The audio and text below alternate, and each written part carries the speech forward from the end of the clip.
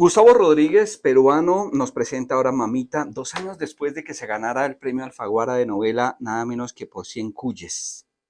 Gustavo, gracias por estar con nosotros. Carlos, encantado.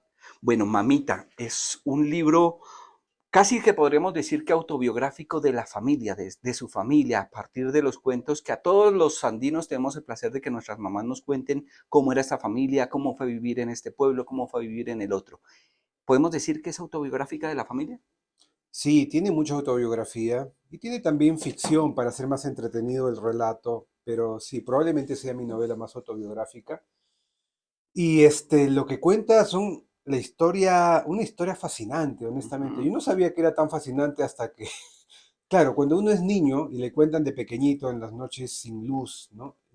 La abuela te cuenta sobre este personaje mítico de la Amazonía, que era mi abuelo, uno va naturalizando y pensando que el mundo es así. Es real. Después te vas dando cuenta de que no hay implicancias tremendas, Ujú. ¿no? Gustavo, cuando la mamá le cuenta a uno todas esas historias, la primera idea de uno es, cuando crezca voy a ir a recorrer esos sitios, a ver si existe esa iglesia como me la contó mi mamá. Mm, Yo creo que ya la conozco, uno llega, se sorprende. ¿Hizo el recorrido de lo que le contó la mamá? sí, yo lo hice. En este caso no era iglesia, sino, por ejemplo, un palacio enorme Ujú. al lado del río Amazonas, con materiales traídos desde Europa por río, ¿no? Porque mi abuelo, Otoniel Vela, mandó erigir este palacio, llevó la electricidad a la Amazonía peruana, eh, se decía, ¿no? Y lo que me contaba mi abuela y mi madre era que era amigo de Gustavo Eiffel, de Julio Verne. Entonces, este ser tan mítico, que incluso cuyo palacio aparece en una moneda de sol de mi Sí. país, ¿no? Que fue el percutor, digamos, para que yo me tomara en serio esta historia y quisiera en su momento contarla. Sí, mi abuelo vivió una vida muy interesante en una época compleja, problemática, terrible también, como la del boom del caucho amazónico, ¿no? Sí, que precisamente en Colombia tenemos una de nuestras novelas cumbres que habla sobre esa época, que es La La Vorágine. vorágine. Pero bueno, saliendo de eso, es un palacio hermosísimo, que es esquinero, que queda en Iquitos. Ujú.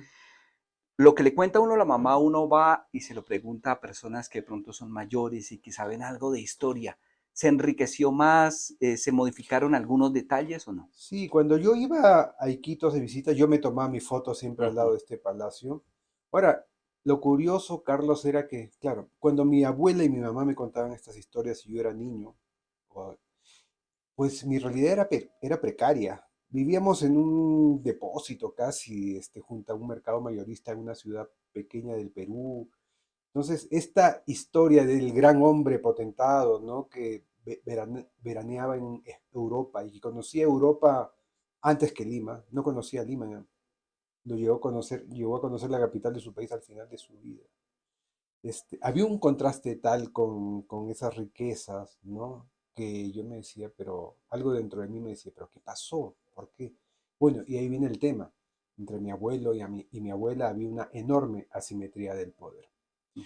Y volviendo a tu pregunta, perdóname si me salgo, No pasa nada, esa es esa es la idea. sí, averiguaba y amigos de Iquitos, de la selva, me comentaban, ¿no? Sobre este gran hombre y todo. Yo iba tomando nota, ¿no? Claro, yo conforme fui creciendo me di cuenta de que la versión de mi abuelo estaba idealizada por mi abuela y por mi mamá, por su hija, ¿no? Que es natural que pase eso, ¿no? Exactamente. Y más aún porque mi mamá nunca conoció a su papá. O sea, su papá murió cuando ella era una bebita recién nacida. Entonces te imaginarás, Carlos, cómo lo habrá idealizado. Y después con el tiempo uno va cotejando información, va dándose cuenta de ciertas cosas, la enorme asimetría del poder, como ya lo dije, la enorme diferencia de edad, la época del caucho y todo eso, ¿no? Entonces probablemente mi reto cuando ya me dije, tengo que entregarle esta historia a mi madre porque yo sé que ella la quiere leer. Mi reto fue cómo soy cariñoso con mi madre, pero también soy relativamente crítico con ese pasado, ¿no? Sí. Gustavo, Mamita va saltando entre el presente y ese pasado en el que su abuelo era, diríamos que estaba en su apogeo. ¿Qué tantas épocas cubre Mamita? Sí, Mamita cubre, más o menos los últimos 110 años. Ujú. Eh, para hacer la novela llevadera, de repente es bueno que comparta a tu audiencia, Carlos, que si yo tuviera que explicar de qué trata Mamita en un programa concurso, porque va a sonar la Sí. campana en 30 segundos, yo diría, Mamita es la historia de cómo diablos un escritor como yo hace para escribir contra el tiempo esa novela que le debe a su madre, Ajá. antes de que sea demasiado tarde. ¿Y por qué contra el tiempo? Porque mi madre ya es una anciana, Ujú. tiene una edad muy avanzada, ya casi no lee. Es más, ella de alguna manera me dijo, me hizo saber, hijito, a mí solo me queda tiempo y ganas para leer un libro más en mi vida. Sí. Bueno, ese libro lo tienes que escribir tú, pues si eres escritor definitivamente. Y si cargas la culpa de, no la culpa, la deuda de hacer pública esta historia, ¿no? Entonces, ¿a qué iba? Uy, ya no me acuerdo a qué iba, me Bueno, perdí. Gustavo, ahí pasa como lo que le dijo su señora madre fue como algo que se dice en redes sociales de que, mijo, ya que usted es atleta, vaya a la tienda y corriendo y me trae una libra de azúcar. Exactamente. Yo también digo, ¿no? Bueno, si yo fuera panadero, le haría pan a mi madre, ¿no? Pero lo que mejor sé hacer es contar historias y por eso quise entregarle esta ofrenda. Ah, ya me acordé por qué iba. Entonces, la novela trata de eso, de cómo diablos hago Ujú. para escribir esa novela contra el tiempo. Entonces, yo creé una condición particular, ficcionada, ¿no?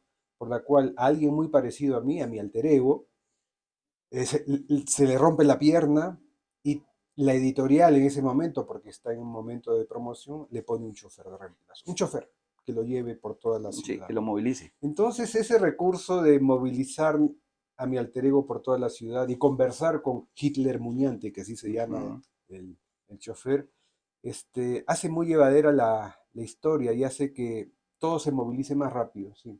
¿Y ese nombre existe o hace parte de la ficción? Hitler Muñante es un personaje que yo rescato de una novela anterior mía, donde un alter ego mío también conoce a este chofer de reemplazo en una fiesta borracho y este chofer lo tiene que llevar a su destino en una medianoche. La novela se llama 30 kilómetros a la medianoche.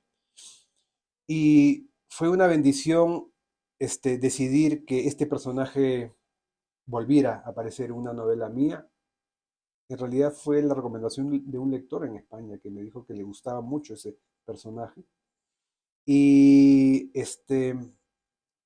si le puse Hitler fue por un guiño tragicómico, de alguna manera, porque el Perú ostenta el penoso récord de ser el país con más Hitler registrados en el registro civil. No es que abunden, no es que a Ujú. cada rato te encuentres con Hitler, pero es el país con más Hitler después de Singapur, me parece. Perdón, antes que Singapur, digo. Debe haber unos 900, algo así. Y una vez a mí me tocó un conductor que se llamaba Hitler hace 20 años, ¿no? Y, y es un indicador tragicómico de desigualdad, pues, ¿no? Ujú. Que a uno le pongan un nombre así. En Bogotá pasa, pero con John F. Kennedy. Hay muchos Ya, Fitzgerald, hay muchos sí, John, hay muchos Kennedy, que incluso usan el sí, Kennedy como nombre y no como apellido, pero claro. eso pasa en nuestras naciones. Pero digamos, entre Kennedy y Hitler hay un mundo de Sí, sí, diferencia. sí, sí, sí, Sí, sí, claro. sí. Gustavo, cuando usted constata, confirma esos datos que le había dado inicialmente su madre, su señora madre, de cómo era Iquitos en esa Ujú, época de su padre, ujú. hubo momentos en que, o hubo datos que prefirió no incluir en lo que le dio a leer a su señora madre Mm, porque de pronto le iba a derrumbar el palacio en que mm. tenía el papá o no. Es una buena pregunta. No, no, no me guardé nada en realidad. Lo bueno es que me censuré. En lo que sí tuve cuidado es en el tono de cómo cuento las Ujú. cosas, ¿no? Y, o sea, yo creo que dos cosas vinieron en mi ayuda, ¿no? La primera es el hecho de que ya no me provoca tanto entregarle a mi madre la figura literaria de su padre como homenaje, para que lo conociera, entre comillas, ¿no? Sino que me provocó anteponer a esta figura histórica a las mujeres que me contaron sobre él, a mi madre y a mi abuela, ¿no? En la historia las mujeres suelen ser anónimas versus los grandes hombres, entre comillas, ¿no? Entonces me pareció que y fui haciendo un acto de justicia mientras escribía la novela, hablando también de ellas. Y en segundo lugar, me acompañó la noción de que al pasado hay que juzgarlo sin tratar de ser muy punitivos con la mirada de hoy, Sí. ¿verdad? Hay que tratar de entender cuál era la mentalidad de determinado momento para ser más justos pues, con la evaluación de la historia, ¿no? Porque si nosotros juzgáramos todo nuestro pasado con los ojos de hoy, pues todos nuestros antepasados estarían en el infierno, ¿no? Sí. Sí. Gustavo, la novela no está por capítulos ni numerados ni titulados, ni subtitulados los capítulos, pero sí está a manera de descanso. Termina en una página y se pasa a la mitad de la Ujú, siguiente página. ujú. ¿Lo hizo así a propósito porque la historia es de un solo suspiro? Me encanta esa observación. Esa sí es una decisión racional que tuve. Porque a mí me gusta que cuando un lector abre una novela mía en todo Sí, caso, se vaya sumergiendo en este torrente, ¿no? Porque creo que la vida es así, es un torrente sin capítulos. O sea, en ningún momento caminamos por la séptima y aparece, acá va a empezar el capítulo 10 de este mes. No, la vida real no está compartimentada. Y a mí me gusta generar la misma sensación que la vida nos da. sí. ¿Qué diferencia tiene su alter ego de la novela con Gustavo Rodríguez? Ah, yo soy más guapo. Sí, sí, sí, yo soy más guapo. Pero al margen de eso, creo que en esencia ninguna diferencia salvo las funcionales para que la ficción suceda, ¿no? Ya te dije, Carlos, al inicio, para que esta novela funcione y atrape más al espectador, pues a mi alter ego yo le rompo la pierna, le pongo un conductor, un chofer al lado, y eso no me ha ocurrido nunca. Eso es maltrato intrafamiliar. Sí, sí, sí, sí. Gustavo, ¿cómo le fue con sus hermanos? ¿Los tiene? Sí, los tengo. Una pregunta interesante porque yo en mis primeras novelas no he solido usar como molde de mis personajes a mi familia.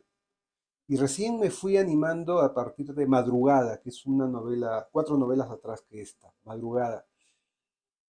Creo que me di cuenta en un momento que yo había crecido rodeado de unicornios y no me daba cuenta de eso. Yo pensaba que todas las familias habían unicornios como mi familia, ¿no? Pero no, en determinado momento me fui dando cuenta de que en mi familia hay personajes deslumbrantes, impresionantes, apasionados, únicos. Empecé con Madrugada y de ahí ya me entró el vicio. Y desde esa novela, desde Madrugada, yo hago una especie de control de crisis, si quieres, previo, gestión de daños. Los involucro, les cuento de qué va mi proyecto, bromeo con ellos, les exagero, no sé, rasgos malos que van a tener para después decirles, no va a ser así, tranquilo. Jugamos un poco a eso. Y soy muy afortunado porque yo creo que mi familia me quiere tanto que me perdona estas travesuras. Y creo que se han dado cuenta de que mi literatura no es de desquite. Creo que se han dado cuenta de que cuando yo hago personajes basados en ellos, los trato desde la ternura, del cariño, la contención y con mucho humor, ¿no? Pero no humor negro, Ujú. ¿no? Una mezcla de ternura y humor. Y creo que se dan por satisfechos. Quienes ya no tenemos el enorme placer de tener a nuestra madre con nosotros en este plano terrenal, nos arrepentimos de no haberle grabado cuando ella nos Mm, contaba las historias de fantasmas, cuando nos contaba las historias mm, de la finca en la que vivían. No se arrepiente de eso.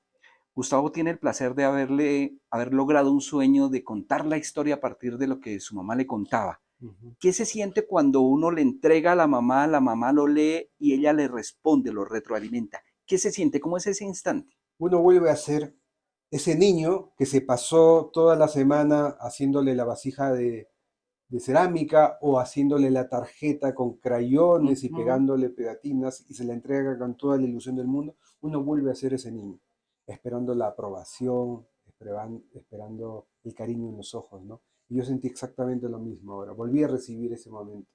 Más, lo sentí con mucha más intensidad, porque, claro, un escritor le mete años de trabajo, de constancia a una novela. Digamos que esta novela es como esas tarjetas, pero muy sofisticada.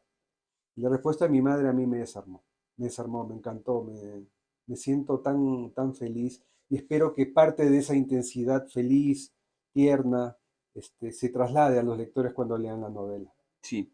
Gustavo, dicen que el ser humano debe sembrar un árbol, escribir un libro, tener un hijo. Bueno, lo último ya está reevaluado. Ya creo que somos muchos en este Sí, planeta. Ese escribir un libro, usted ya lo puede chulear con creces. totalmente, ¿no? En Después, ese sentido, ¿no? en el Porque sentido de ya mi son relación con mi otras madre, 9 novelas además de esta, sí. obviamente. Pero esta No, novela en sí, especial, ¿cierto? esta era la novela que le debía no solamente a mi madre, sino a mi linaje, al linaje femenino y probablemente hasta a mis hijas, ¿no? O Ujú. sea, yo necesitaba que esta novela quede, esta historia quede, esté registrada y yo creo que mi madre y yo también podríamos ya morir tranquilos, ¿no? ¿Usted le cuenta de historias similares a sus hijos, a sus hijas? Sí. Sí, yo creo que todos contamos sin darnos Sí. cuenta, ¿no es cierto? Cuando estamos con nuestros hijos, tenemos un recuerdo de si nos escapa, ¿no? Y lo bonito de todo es que nuestros hijos, nuestras hijas, registran. Nosotros no nos damos cuenta, pero registran todo. Ujú. Yo creo que así como yo registré cada vez que mi abuela y mi madre me contaban sobre estas historias impresionantes de la Amazonía, mis hijas tienen anotado, bueno, las cosas que le han pasado a su papá. Nos ha mencionado a Hitler, el conductor que lo moviliza mientras el alter ego de Gustavo está con su pierna rota.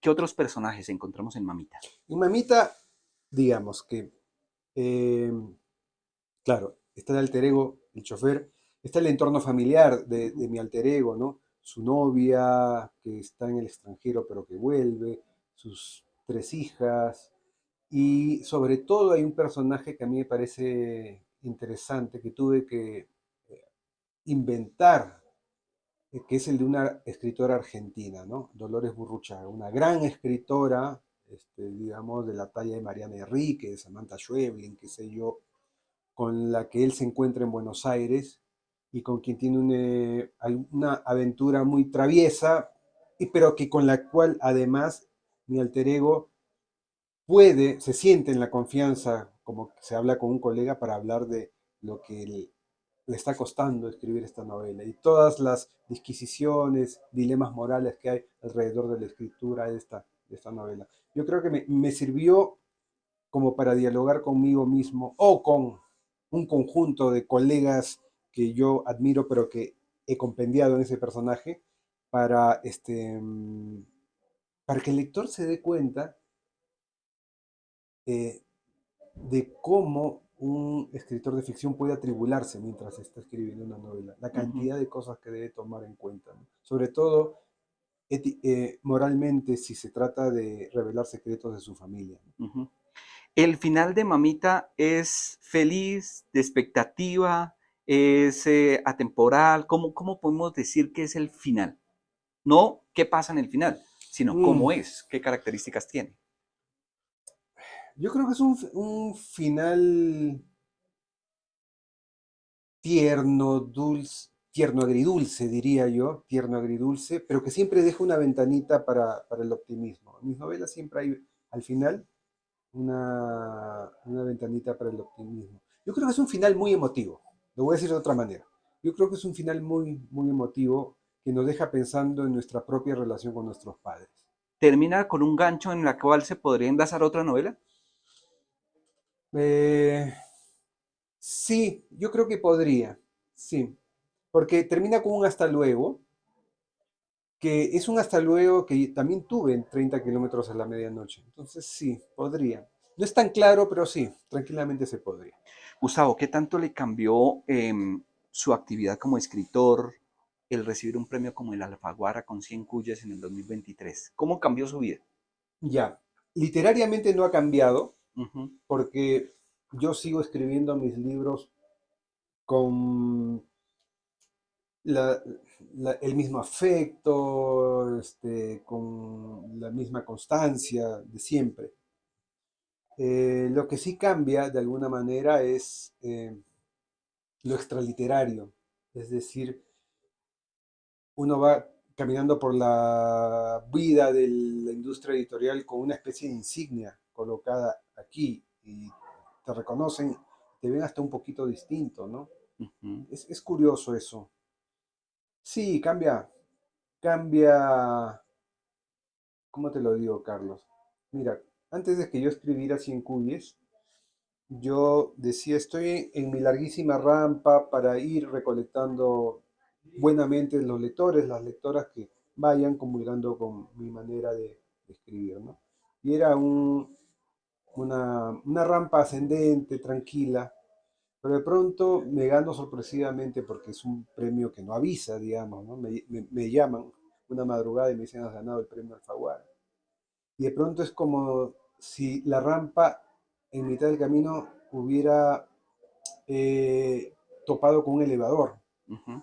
Y subes y de pronto mucha más gente te lee y te prestan mucha más atención, cosa que agradezco mucho, ¿no? Agradezco mucho. Si no, de repente no estaría hablando aquí contigo, ¿no? Es mucho de agradecer eso. Pero yo trato de separar muy bien los fenómenos de mercado de las leyes de la literatura, ¿no? Ujú. Entonces los tengo más o menos claros. Este momento, por ejemplo, es ambiguo, porque esta conversación puede considerarse promoción de la Sí. novela de Mamita, pero también es una conversación literaria. Entonces, digamos, este es un momento ambiguo. Pero fuera de momentos como estos, yo sí tengo bien separados ambas actividades. Ujú. Gustavo, yo sé que a uno cuando está creciendo le dicen, bueno, ¿cuándo va a tener novia? Cuando ya tiene novia, ¿cuándo va a ser el matrimonio? Cuando está casándose, ¿cuándo va a ser el primer hijo? Cuando se está teniendo el primer hijo, ¿cuándo va a ser el segundo? ¿Ya está escribiendo lo siguiente, mamita? Mira, lo que acabas de decir tiene que ver con que yo creo que la humanidad cada vez más se nutre de la novedad. ¿Qué novedad hay? ¿Qué nuevo me cuentas, no? Yo prefiero decir, bueno, tengo muy buenas novelas ya escritas que ojalá puedan encontrarse con ellas, pero sí es verdad que yo siempre tengo algo ahí en la cabeza dando vueltas y sí tengo un proyecto por ahí, un proyecto de una novela muy lúdica, interactiva con los lectores que ojalá me salga bien. Vamos a ver cómo me va. Gustavo Rodríguez, limeño, peruano, nos presenta a mamita. Gustavo, gracias. Carlos, encantado.